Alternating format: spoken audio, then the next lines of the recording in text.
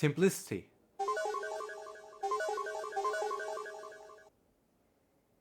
What is that? The dictionary meaning of simplicity is the state of being simple, uncomplicated, or uncompounded. People turned the word simplicity into a philosophy to embrace a lifestyle focused on essential elements and functionality, and called it minimalism. According to this movement, also called minimalism, people aim to make their lives simpler by clearing out all the unnecessary things and prioritizing meaningful experiences over possessions, and cultivating a sense of purpose through intentional living. But I think we use the word wrong. It is interesting how we talk about simplicity. Just labeling it as simplicity highlights what we focus on. We often associate a complex life with having more items, more tasks, more places to be, and knowing more people. However, for me, it is the way of spotting simplicity. Before talking about my point, I need to tell you that our brains have a different capacity to focus and make decisions each day. When we start our day, we essentially have a set number of focus points, a cognitive budget if you will. These points are our mental energy and attention currency. And now if you ask how, let me illustrate with two people. Both start their day with specific focus points and they allocate those points with each decision they make. Now imagine the first person, spreading those points across numerous tasks, peoples, and activities, while the second person allocates them with fewer tasks, fewer people, and simpler habits. Which one do you think will achieve more results by the end of the day? Which one truly enjoys their time and has a deeper connection with what they are doing and the people they are connecting with? You might have a different perspective, and I respect that. However, in my view, the person with fewer tasks, habits, and connection will experience more, feel more, and have time to reflect, building a deeper connection with their experiences. Ironically, the person with simpler lifestyle ends up having a more complex, fulfilling life than the one with seemingly complex lifestyle. So I simply want to say that simplicity isn't just about having less, it is about having more of what truly matters for you. More time for relationships, more mental space, and more appreciation for the present moment. The value we give to our tasks will be determined within those extra hours. Anyone can learn a language or play the guitar, but what really matters is what we invest from ourselves. What makes it special when we do it? The spice we add to our tasks is determined by the moments when we think, understand, and wonder while doing them. It is not about how strictly we obey our schedule. That's a good thing too. But perfection doesn't create something. It simply repeats what has been done before. While we started with the benefits of simplicity, let's look at what the other benefits are. First advantage is that it saves you from having too many options in life. Having an abundance of choices is nothing more than unnecessary details that can lead to decision fatigue and overwhelming the mind. Do you remember when I said we have focus points, a cognitive budget, which is our mental energy and attention currency? The thing I didn't talk about there is we use these points with every decision we make, from selecting what to wear to deciding your evening treat. Think about being at the ice cream shop with lots of flavors to pick. It seems really nice at first, but soon it gets a bit too much. Your focus points start to go down as you try to decide, and even when you finally pick one of them and start to eat it, your mind isn't completely happy because you couldn't enjoy the other tempting choices. This is just one example. Now think about number of decisions we face just by scrolling through SD. Advertisements surround us everywhere, from attractive display windows to large billboards. And our phones, which we take a look every time we get bored, constantly present us with an overwhelming array of ads and entertainment options. Even though I want to continue talking about them, I'll save these details for another time. These topics deserve a video on their own. For now, let's stick to the idea that our daily lives bombard us with choices, and simplifying them can offer a refreshing perspective on what truly matters. Simplifying options helps maintaining a clear focused mind, fostering mental vitality and a sense of completeness. You don't need to own 10 identical clothes like Mark Zuckerberg, but having fewer clothes or deciding what to wear the night before is enough to save some focus points and make a difference. Now the second advantage of simplicity is it saves you from having too many unnecessary tasks and responsibilities, allowing you to focus on what truly matters to you. But this might be misunderstood, and I need to warn you about something here. I already talked about putting lots of activity to your routine in the beginning. This time I'm talking about putting lots of similar activities for one habit. When we have lots of free time to do just one habit, we often fall in this trap. Your intention of adding them is because of good reasons. But after a limit, you won't even look at the routine because it will be really stressful activity for you. There will be lots of tasks you need to deal with, and they will be really similar activities which make your program strict and don't let you have time to think. And they will make you feel bored because of the repeating the same activity.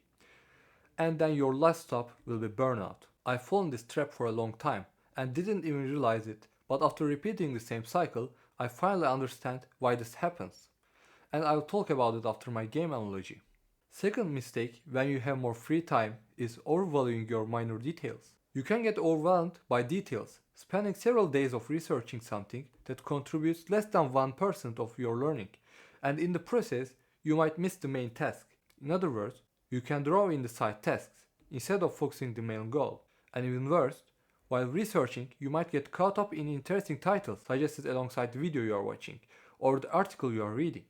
You can end up jumping from one topic to another one, accumulating disorganized piles of information by the end of the day. This can lead to a lack of motivation due to not getting anything in return for the time you invested in the subject you were enthusiastic about.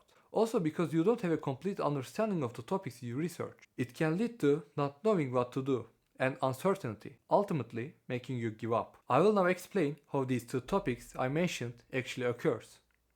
Think it like a game. I'm not talking about the new games that are all the same. I'm talking about the unique ones that once created great excitement in you. When you start playing these games, it's because they offer something new to you that hasn't seen before. This doesn't necessarily mean to a top-notch story or high-quality graphics. Even turning a third-person game into an FPS can make a big difference. The key is that the game brings a feature to a certain area that hasn't been seen before.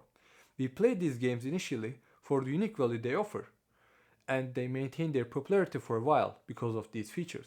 However, as the time passes, the interest in them diminishes, and even though they add special things in their time, people's attention starts shifting to other things. To keep the interest alive, they resort to cheap tricks like adding new heroes, creating new monsters, or building new maps. Now the reason to play becomes curiosity about the innovations of the game that once created beautiful feelings for us before. Over time, these additions increase and the game turns into a dopamine bomb to keep players engaged. Suddenly, you start seeing flashy neon titles that were once earned with the most challenging tasks above everyone's heads. They bombard you with discounts and absurd game events. The worst part is that these events reward you for continuously playing. Their sole purpose is to keep you in the game and make your brain's reward center work even more. Once this process starts, the game loses its status as a special game that created unique feelings for us, and the player base changes. Those who played for marginal stories, unprecedented graphics, or the game's large interactive social community are not there anymore. Thus, the game turns into another one of the thousands of time and money traps. Imagine this. All you do is stay in the game longer, click on things that pops up on your screen, and click the rewards you get in return. What else can you call it but a time and money trap? Everyone can do it, and they are doing it. You can find the best example of this in simple games you see advertised on YouTube and Instagram. They have so many ads that watching ads become half of the gameplay. I know I'm drifting off topic a bit, but what I want to talk about here is briefly how, even though you start something with a specific goal for yourself, or because your brain is tired of doing the same things, you'll attempt to add extra things to regain the motivation you had in the beginning. Just like adding new heroes to the game in order to get the attention you used to have. What I'm pointing out is that if you are not careful, you might value these additional things too much, get stuck in the details and deviate from your real goal. Just like how the audience changes. I use audience as your aim and motivation to do your habits. Motivation is tricky. When you are trying to improve in something you care about, searching for the methods, feel like you are actually doing this thing. Unknowingly, it can pull you away from your main goal, drowning you in the research for techniques and getting lost in details. Eventually, you might lose the motivation to actually pursue your main goal. I've fallen into this situation many times, and finally, to get rid of it, I embarked on a search for a method. The solution I found for this situation is mentioned in the title of the video, Thinking Simply. It's also challenging to do this, especially in the internet age, where everyone has the tactics and techniques in every field. What one person holds dear, another person ignores and suggests another technique. One day, I remember I want to learn Italian, and I was looking for tactics to learn it well. I spent the first half of my day with YouTube videos and websites sharing their experiences of learning Italian, and then the other half with thoughts about how to incorporate them into my routine.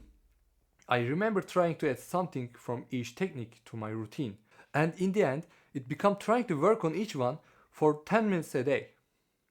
So what happened next, you might ask? Thanks to these methods, I reached C1 level just in 1 month. Just joking. I couldn't even last for a month to my routine and gave up learning Italian. It left a big wound in me because Italian is such a beautiful and vibrant language. I really felt alive while studying it. I don't remember another language I was so happy to learn as when I was studying it. And I still want to learn it. Sorry, I'm off topic again. The last thing I said was to think simply. Now, when I'm creating a routine plan, I know that I have too many resources at hand. And secondly, no matter how perfect my routine is, I'll get bored of it one day. Both of these statements may seem negative for you, but they complement each other like puzzle pieces. In this situation, instead of creating one routine for myself, I create 1 to 3 routines based on the resources I have. But I don't randomly distribute these routines. Those who go to gym know that changing the program at least every 2 months, instead of applying the same program, means the brain's need for change and allow you to have knowledge about every exercise on average. While creating this gym routine, we use different movements that work in the same area. For example, for triceps, in one routine you can do dips, and in one routine you can use the triceps machine. Or if you are learning a language, you can try different word learning apps. Seeing the same word in different interfaces helps the brain to get out of this comfort zone and allows you to extend your perspective. In this way, I transfer similar tactics to different routines, and it makes both the desire to use each tactic in my life disappear and I make a change in my routine. An additional benefit of this is that you can have knowledge and experience about different ways of achieving the same thing. Having knowledge and experience about many topics always good and can be useful for your future. In summary, simplicity is more than just cutting back. It's a thoughtful way of living. It means focusing on what truly matters and making intentional choices. Our daily focus points, like a mental budget, are limited, and simplifying our decisions saves them for what's important. It's not just about having less, it's about having more of what brings real happiness and purpose. Whether it's avoiding too many choices, streamlining routines, or steering clear of unnecessary details, simplicity lets us enjoy the moment, deepen connections, and pursue what truly resonates with us. So let's aim for purposeful simplicity, where each choice reflects our true selves, leading us to a more fulfilling life. I hope you liked the video. Don't forget, these are just some thoughts of mine, and there might have some missing points or some wrong statements. If you comment down your thoughts, you can both enlighten me and others that are watching the video. And if you like and subscribe, it will be really cool. Take care, and I'll see you improved in the next video.